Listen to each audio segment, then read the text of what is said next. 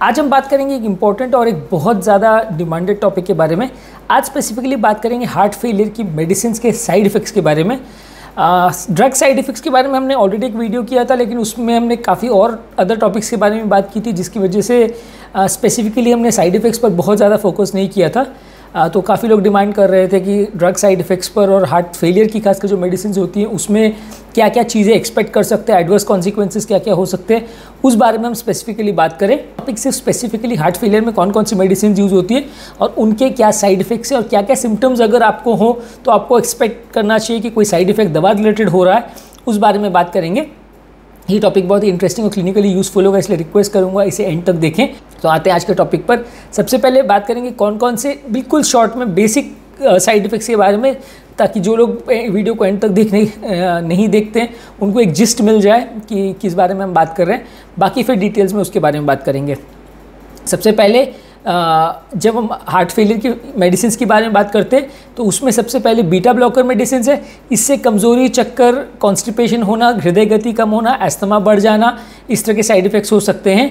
AC inhibitor से सूखी खांसी, कमज़ोरी हो सकती है, बीपी ड्रॉप हो सकता है, चक्कर आ सकते हैं, मुंह के आसपास स्वेलिंग आ सकती है जिसे एंजियोडीमा बोलते हैं। जो एल्डेक्टोन दवा है जिसको पंप फंक्शन सुधारने के लिए दिया जाता है, उससे निपल के पास मेल पेशेंट में स्वेलिंग आ सकती है, थोड़ा बॉडी का पोटेशियम लेवल्स बढ़ सकता है। इसके अलावा SGLT2 इनहिबिटर यानी डेपाग्लिफ्लोजिन, एम्पैग्लिफ्लोजिन, इस ग्रुप की जो मेडिसिन हम देते हैं उसमें किसी को पेशाब में इन्फेक्शन, पेशाब में जलन, पेशाब की जगह पे फंगल इन्फेक्शंस वगैरह होना 2 से 5% केसेस में हो सकता है। एंटीप्लेटलेट्स यानी खून पतला करने की जो दवा देते हैं और एंटीकोएगुलेंट जो दवा देते हैं उससे सबसे इंपॉर्टेंट है कि ब्लीडिंग हो सकता है। चोट लगने पर, गिरने वगैरह पर भी थोड़ा ब्लीडिंग हो सकता है, खून रुके ना, ऐसा हो सकता है। इसके अलावा डिजॉक्सिन करके एक दवा है जो आजकल काफ़ी कम यूज़ करते हैं। ये दवा थोड़ी टॉक्सिक है, इससे लोगों को पीला दिखना, डायरिया वगैरह होना, GI डिस्टर्बेंस होना, कई बार इसकी टॉक्सिसिटी से धड़कन अनियमित होना, ये हो सकता है। डायरेटिक्स यानी पेशाब बढ़ाने की दवा से लोगों को बहुत ज़्यादा पेशाब जाना हो सकता है, जिसकी वजह से बीपी ड्रॉप हो सकता है, चक्कर हो सकती है और बहुत ज़्यादा डोज में दिया जाए तो किडनी फेलियर भी हो सकता है। ये कॉमन साइड इफ़ेक्ट्स है जो हार्ट फेलियर के जो मेडिसिन दी जाती है उसमें देखने को मिलता है।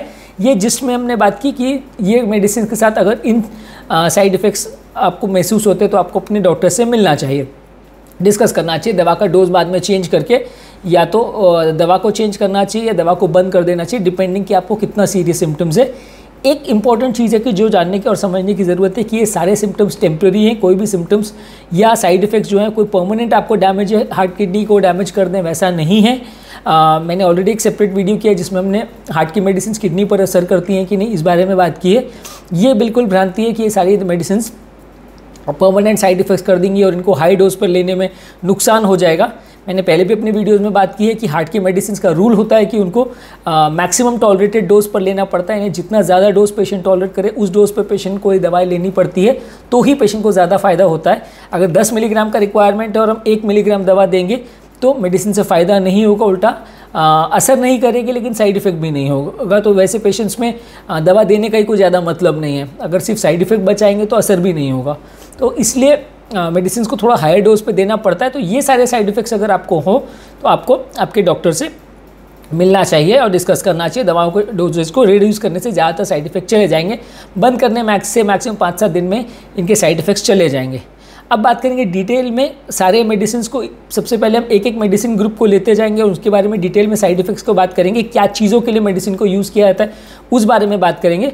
उसके बाद हम उल्टे तरह से बात करेंगे, हम कॉमन साइड इफ़ेक्ट्स की बात करेंगे और वो कौन कौन सी मेडिसिन से हो सकता है, कौन कौन से कल्प्रिट मेडिसिन है, उस तरह से इसको बात करेंगे। सबसे पहले AC inhibitor group of medicine या ARB, ये मेडिसिन हार्ट का पंप फंक्शन को सुधारने के लिए दिया जाता है, हार्ट का इजेक्शन फ्रैक्शन सुधारने के लिए दिया जाता है, कुछ ब्लड प्रेशर को भी कम करता है। ऑब्वियसली अगर ब्लड प्रेशर कम कर रहा है तो इसके साइड इफ़ेक्ट्स में चक्कर हो सकता है।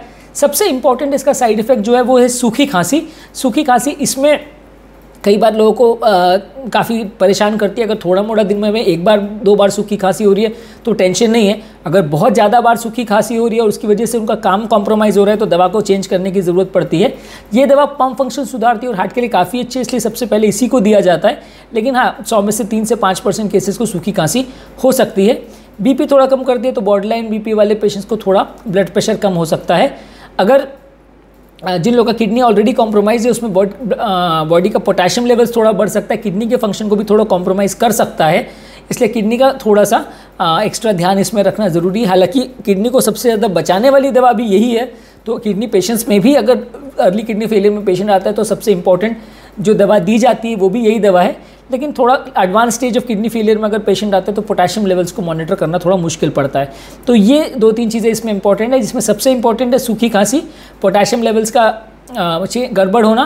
दूसरा, कभी कभी किसी को ACE inhibitor group of medicine से एलर्जिक रिएक्शन हो जाए तो मुंह के चारों ओर थोड़ा मुंह और जबान सूज जाती है, जिसे एंजियोडीमा बोलते हैं।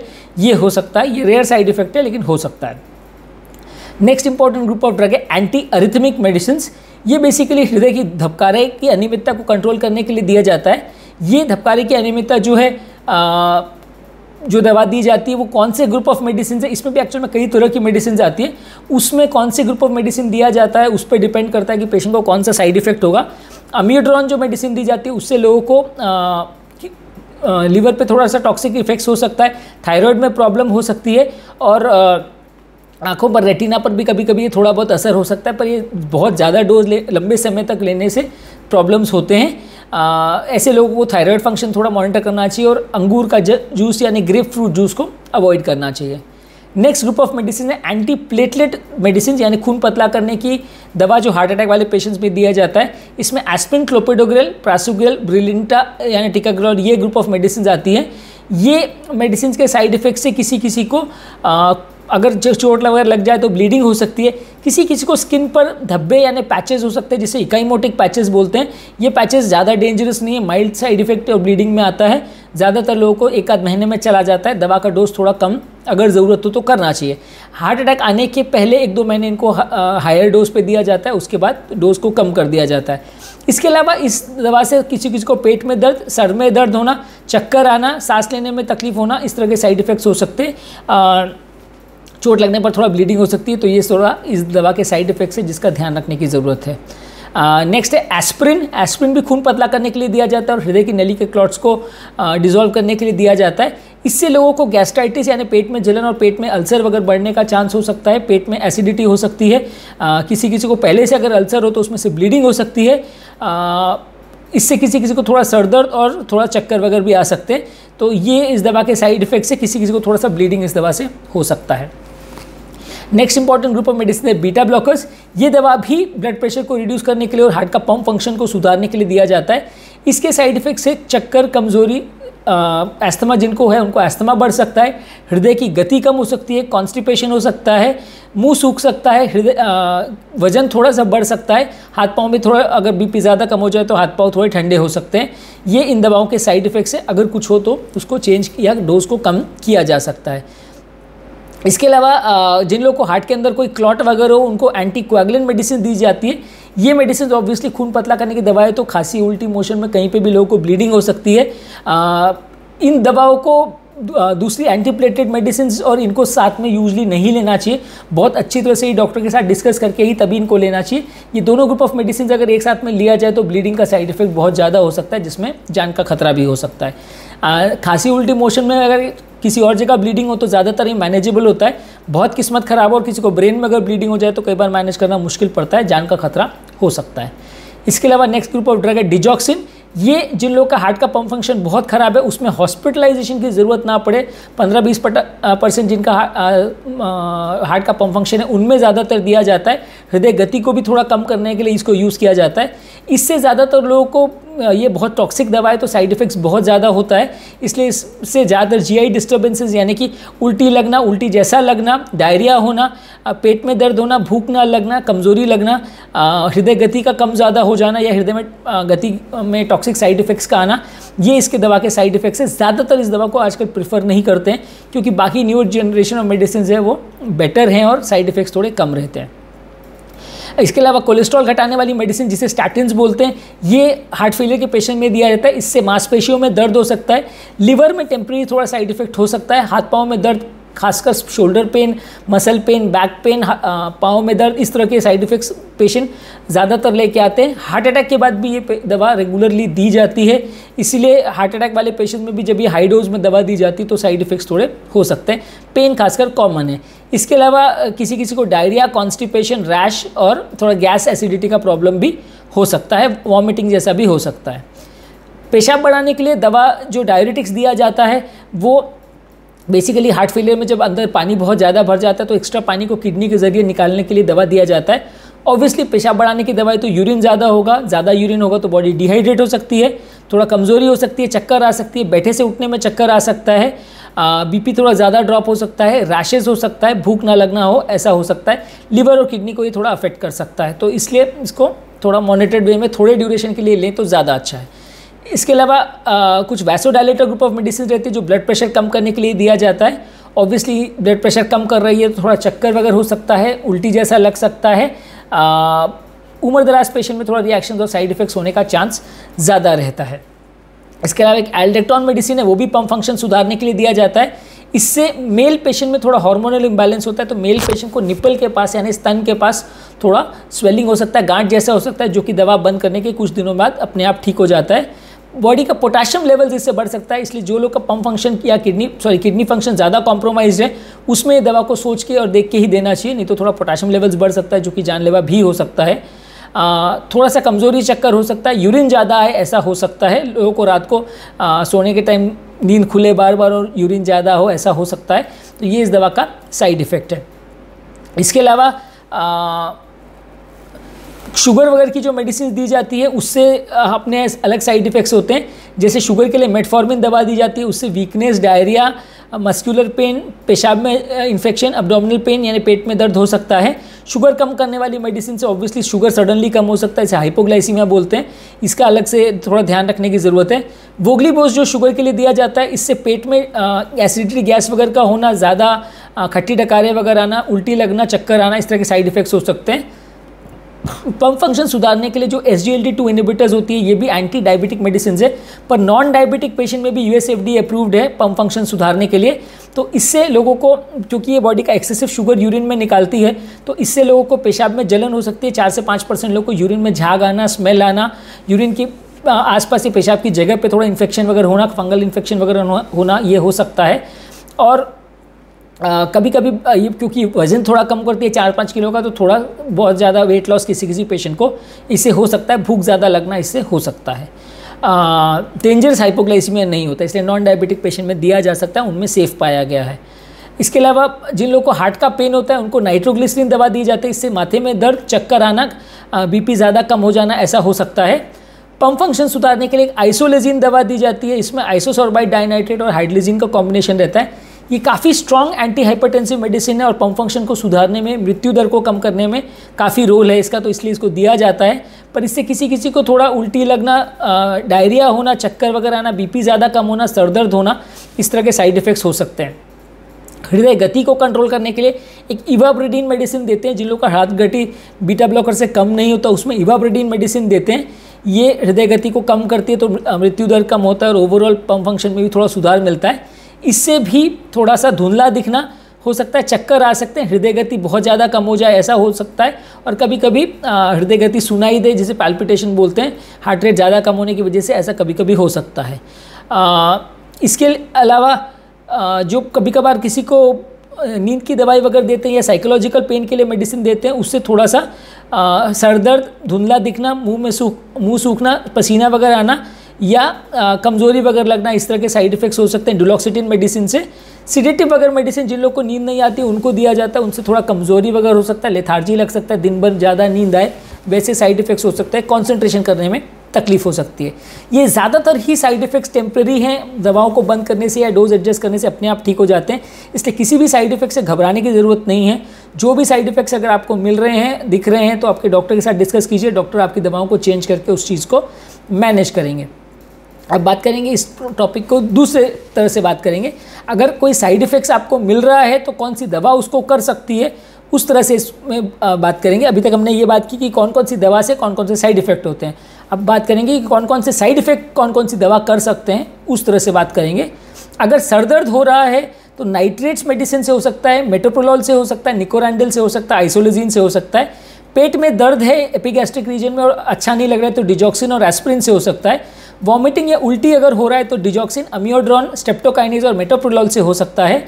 सांस फूलना अगर हो रहा है तो टिकाग्लोर करके मेडिसिन है उससे हो सकता है, बीटा ब्लॉकर से हो सकता है, निफेडिपिन से हो सकता है।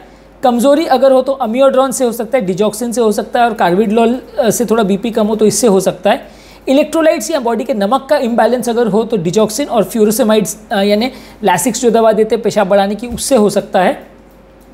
धड़कन अगर अनकंट्रोल्ड हो रही है तो डिजॉक्सिन से, कार्बिडोल से, इवाब्रेडिन से हो सकता है, इसमें धड़कन महसूस हो, ऐसा साइड इफेक्ट्स हो सकते हैं। हृदय गति अगर सडनली कम हो जाए, बंद हो जाए या कंडक्शन सिस्टम ब्लॉक हो जाए, ऐसा बीटा ब्लॉकर्स और डिजॉक्सिन दवा से हो सकता है। अगेन मैं कहूँगा कि सारे साइड इफेक्ट्स टेम्प्रेरी हैं, तो इसलिए इसमें बहुत टेंशन लेने की ज़रूरत नहीं है, बस उनको रिकॉग्नाइज करके अपने डॉक्टर से डिस्कस करने की ज़रूरत है। किसी को अगर वॉमिटिंग में खून आ रहा है, जिसे हिमाटेमेसिस बोलते हैं, तो ये खून पतला करने की दवा जैसे एस्प्रिन है, एंटीकोएगुलेंट्स है, स्ट्रेप्टोकाइनेज है, ये सब मेडिसिन से हो सकता है।